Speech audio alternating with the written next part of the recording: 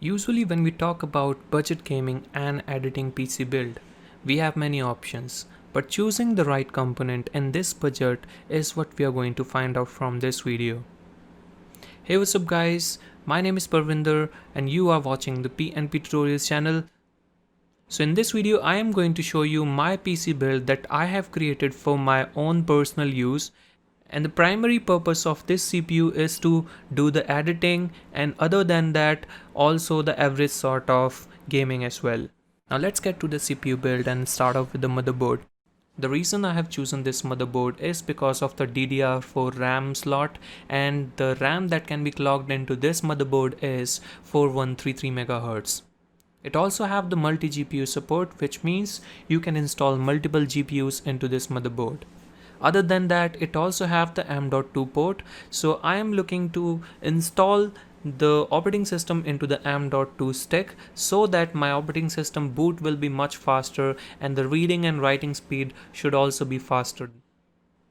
And the fourth reason why I have chosen this motherboard is because of the maximum RAM support. So this motherboard supports up to 64 GB of RAM. But in general, if we talk about the gaming and editing PC build, 32 GB of RAM is more than sufficient. Now if we talk about the processor that we are using in this motherboard is the Ryzen 5 3600. The base clock speed of this processor is 3.6 GHz and the boost clock is up to 4.2 GHz. It also has the 6 cores and 12 threads. If you want to use this processor for gaming or rendering, then consider buying a good processor cooler as well. So if you can see in this CPU build, I am not using the stock cooler. I'm basically using the Wraith cooler that comes with Ryzen 7 processor. And that Wraith cooler I have got from the assembling shop. I've got it for 1500 rupees and it's like $18 or something. Now let's have a look at the RAMs as well.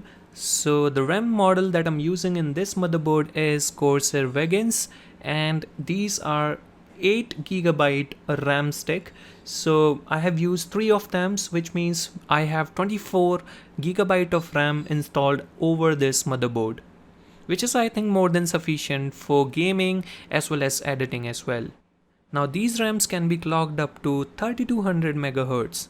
Which is the nice feature to have if you are doing editing.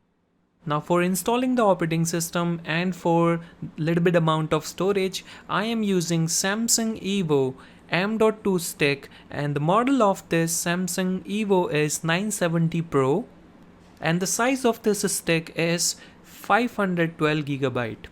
The graphic card that I'm using in this build is from Gigabyte and the model number is 1060, which is of 6 GB single fan. Now I accept the fact that the graphics card could have been improved here. If you want to just make it more powerful, then you can also buy 1660S or 1660 Ti. Now let's come to the most beautiful thing in this PC build is the Deepcool matrexx 55 cabinet.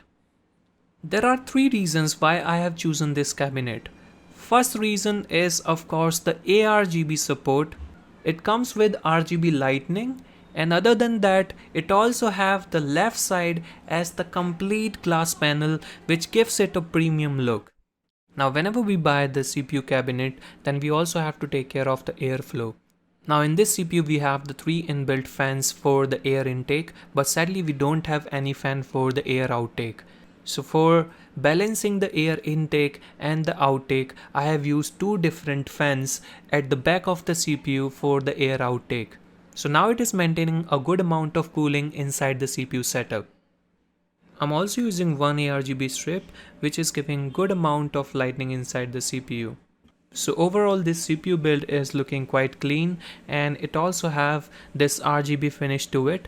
So I would recommend to buy all such components. The link to all such components are given in the description area. If you are willing to buy from offline, then you can consider buying from Nehru Place in India. Now there are few scope of improvement into this build. First I would say I would like to use a good graphics card as compared to GTX 1066 GB. Over this graphics card, I would like to choose 1660S or 1660 Ti.